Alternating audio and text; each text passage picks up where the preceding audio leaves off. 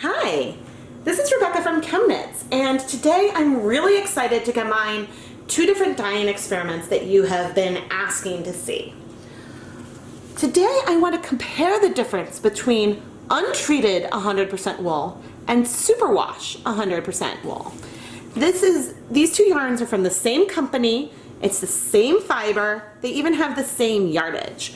So this is as good as a comparison between untreated wool and superwash wool that we can get.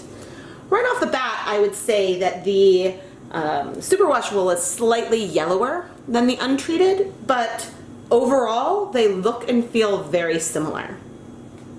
Today's dyeing experiment is sponsored by Merrick, and we are going to use these concentrated liquid beverage dropper things to dye Merrick's yarn.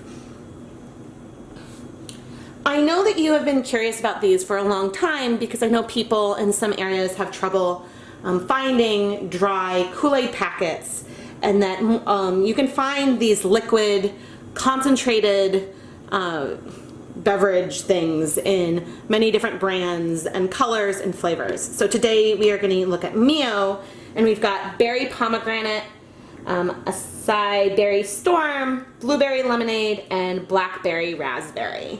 And hopefully when we're hand painting this yarn, we can see if we see any noticeable differences between how the untreated and superwash yarns absorb the color. Merrick, I really hope that you enjoy your dyed yarn. Because these yarns look so similar, I want to make sure that I can distinguish between the untreated yarn and the superwash yarn. So I'm going to take just some white, I guess I'm not really sure what type of yarn this is, but I'm going to just kind of tie a little tassel onto the tie of the superwash yarn. This will probably pick up some dye as well, but at least now we have the superwash wool marked separately.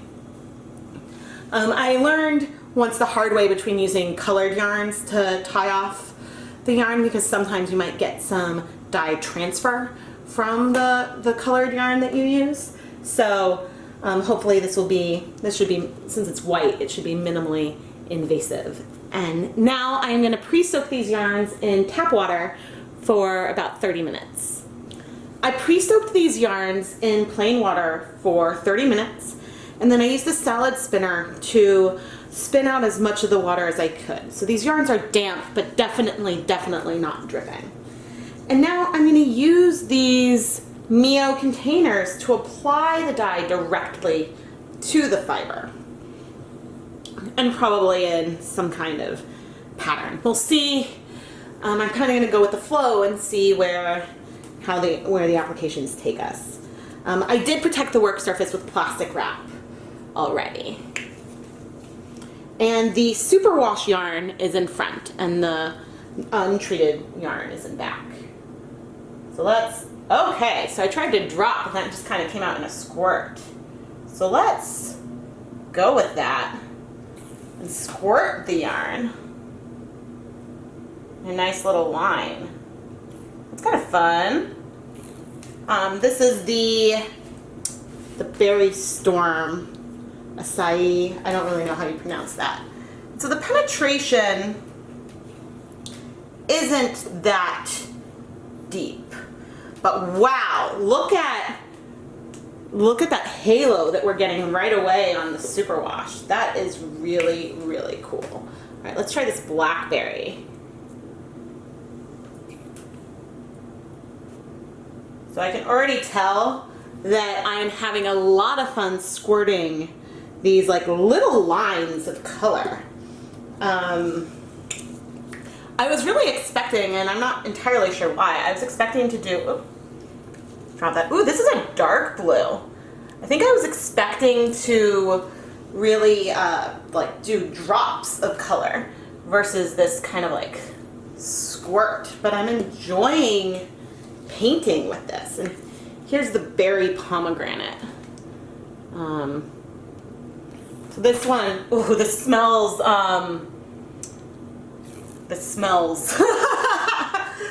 well, it smells like a concentrated beverage. I'm starting off with a little of each color so that way we can see how they spread through the yarn. I'm kind of excited with this hot pink that's coming out from, I think that was this one. Let's see. No. Maybe? Or is that the berry? Which one did I start with? Berry pomegranate? Guys, there's already the problems. Yes, okay. So the one with the brightest pink on the label does go there. But this is kind of a really fun way to apply dye to yarn. The only problem is that it's not going all the way through to the bottom.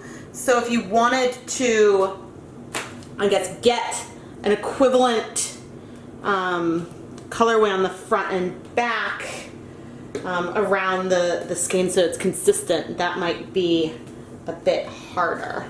So I think, you know, I'm gonna have to flip it over and lift it up a bit to add some of those colors to the back of these areas. But I am digging this way of kind of hand painting this yarn.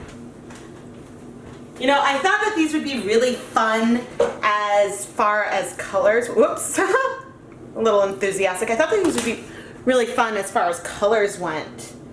But I did not expect that I would enjoy using them as an application method as much. But we're getting a lot of really cool breaking from most of the colors. Maybe not as much this, I want to call it black cherry, but I know that's not what it is. The blackberry raspberry. But the other colors are kind of spreading out. And if anything, I'm seeing a bit more breaking on the superwash yarn, which, if colors tend to strike it faster, is consistent with that hypothesis. Because if the colors are striking faster, then the reds will bind right away and the blues will spread out more. So then we'll see a little bit more breaking. But this is really cool, you guys.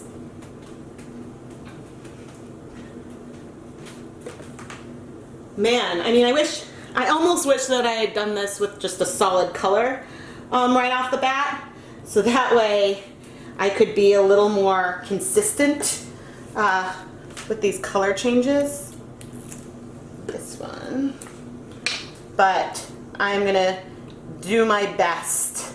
And we're getting some fun splatters around, making a nice little mess. It's all in good fun, right? This is one where, well, if I trusted my kids, maybe, ooh, that one is globbing a bit. Should remember to shake it up. This is a technique where if I trusted my children more, it would be really fun to do with them, but I know that that would end up in just a really big mess. But yeah, I did not think I was gonna have so much fun squirting out this Mio. I mean, I don't really know what I expected, but I think I thought that it would just be kind of, you know, oh, I'll just hand paint it and it'll be great and I'll squish it around. But I'm really digging going for these specks of color. And okay, I think I'm starting to run out of our blueberry lemonade, which, oh, am I out? All right, so it doesn't go very far. So I don't think I would have been able to do a whole skein with just one container. Maybe I would have been able to get a little close, but oh, this is really interesting, you guys. Let's see. I think I'll do this big section in this color. But yeah, this is a lot of fun. And I don't know if you can see, I guess I'm just kind of squirting along the bottom in the equivalent area just to do my best, because you can kind of aim it, which is kind of fun.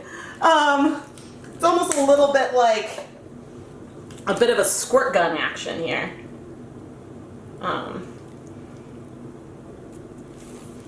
But we definitely are getting like some small, really small patches of color and almost some speckles. So I think that, I mean, look at these tiny patches. I mean, if you just want to squirt across the top of your yarn, using these as just kind of like to embellish your yarn when you're finishing it up. And I should be checking towards the center of these as well to make sure that we're getting some nice coverage of color. But yeah, I think that this would be really fun. You could do some combination and do some hand painting and then add some squirted Mio or Kool-Aid or whatever it is that you want to use on after the fact. This is pretty epic, you guys. Oh man. I know you guys were so excited about this one, but I really just didn't know how cool it would really be.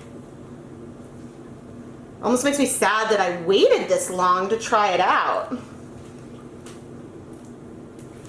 But yeah, I would say, I mean, clearly I think I need to do some dip dyeing or something with the Mio, or not with the Mio. I need to do some dip dyeing to really compare the Superwash to the untreated wool.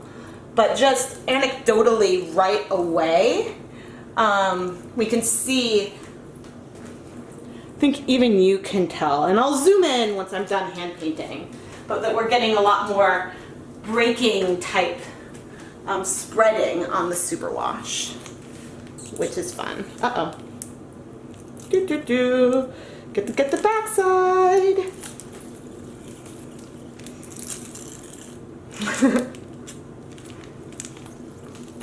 Alright, so I think, alright, I still have some of this. Oh, I've got two left. I mean, I will also add, my hands are really, really sticky right now. Because don't forget that in addition to the Mio, like the food coloring, we've got sweetener. Some of these are the like energy ones.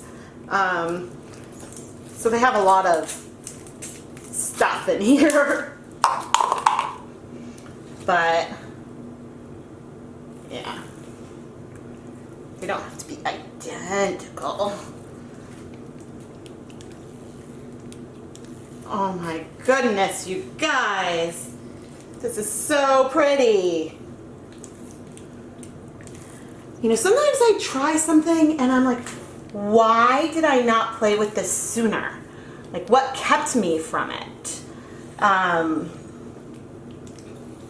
And so I'm just really, really excited. Yeah, I mean, there's definitely some white patches in here, but man, check it out.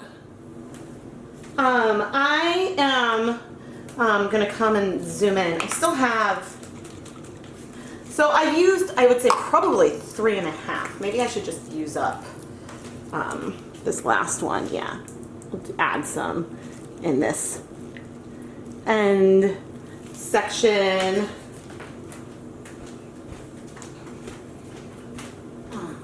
Yeah, so I think if you wanted to use Mio if you wanted to use it to get some like really strong coverage of colors, you could dilute it just like you would Kool-Aid. you could dilute it with the hand painting. So there's nothing that says that you have to use it for this squirt application. But there we go, we've exhausted it. And oh, I feel icky, icky, sticky right now. I am, before I zoom in, gonna just quickly wipe off the excess dye because I'm just digging this pattern that we got on here. So the way I'm standing right now, the Superwash is on the right and the Untreated is on the left. And so you can see that there's, especially with that pink color, that in the Superwash we get more of that pink halo. And even in some of the blues, it looks like, say over here, you can see a bit more of a halo where the colors have spread out. So I think that just right off the bat, we definitely do see, I mean, we still see some of the breaking over here in the Untreated one, but it is a bit more obvious, say, if we look right here at the way that that pink spread versus in the Untreated. So I'm really, really excited by this technique. And you could certainly use Mio to get more all over color. You could dilute it in water and then apply it to the yarn. But I think that these like squirt bottles are actually a really awesome delivery method.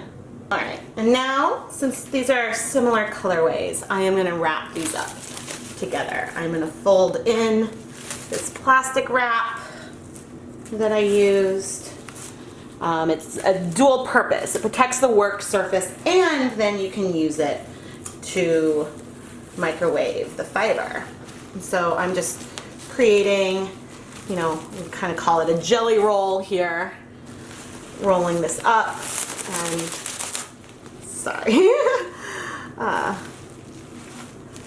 You know, I don't really want to squish it and make the fiber spread out too much, but it'll get squished a bit when I add it onto my microwave safe plate. Oh, but even now, those colors are just awesome. So I'm now going to heat this in the microwave, and I like to add 2-minute increments when I'm heating it up so I can check to make sure that the fiber is okay. But I know that for even 200 grams of fiber in my microwave, I like to do a total of 4 minutes. But you don't have to use a microwave to set the color. There's different techniques that you can do with the oven, or you can put, even wrapped in saran wrap, you can put this inside a steamer basket on the stovetop. So you just want to make sure that there's time for the heat. There's enough time for the heat to apply to the fiber to allow the dye to permanently adhere. A total of 4 minutes in the microwave was enough to get this super, super hot to touch. And so I'm now going to let it just rest and cool completely before we wash it. We are ready to start washing our Mio dyed yarns, including one that is going to our sponsor, Merrick. Look at those colors. I always hope when I do this that I don't dye my hands. And actually, there's not that much food coloring left on the plastic wrap. Did I? Oh, I guess I didn't put any soap in yet. But, oh my gosh. So, the smell is, okay, we're getting some bleeding. The smell is pretty, not quite, it's strong. Pungent isn't quite the right word. But there is a lot of flavor in these Mio packets. And I'm using cool water and just some Dawn dish soap. There we go. To rinse out any excess dye and extra stuff that's in the yarns. I think that I can tell right now, this one is probably the Superwash. Yeah. And this one is our untreated wool. So it looks like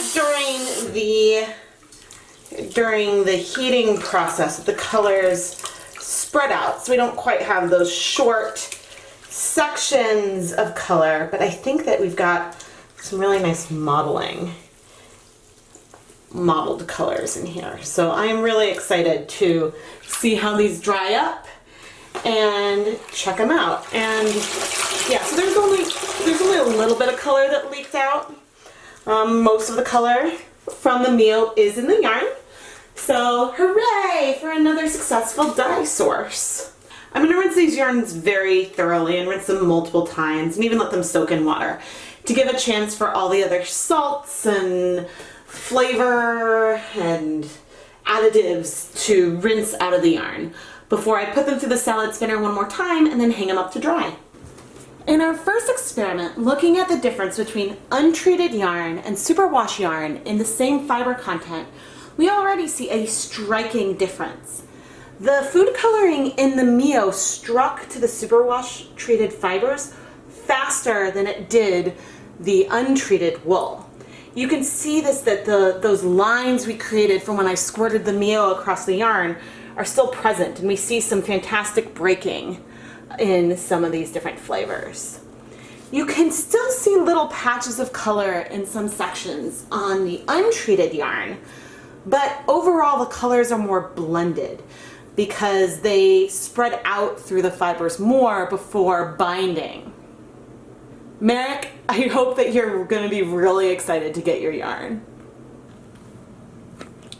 I wanted to do a little bit of a close-up, and so we have the superwash yarn on the left and the untreated wool yarn on the right. So you can see some of the breaking that we see in the superwash yarn. Both of these yarns are gorgeous, and I had a lot of fun using these Mio concentrated liquid beverages to apply food coloring to yarn. It kind of makes me want to save some ketchup bottles or something to see if, I can use something to squirt color across yarn like this. The one downside to using Mio was that each bottle of Mio has about 24 servings of beverage in it, and so using multiple bottles of Mio all at once resulted in a lot of scent in the area, and so the smell of artificial fruity beverage was pretty strong when I was dyeing with this.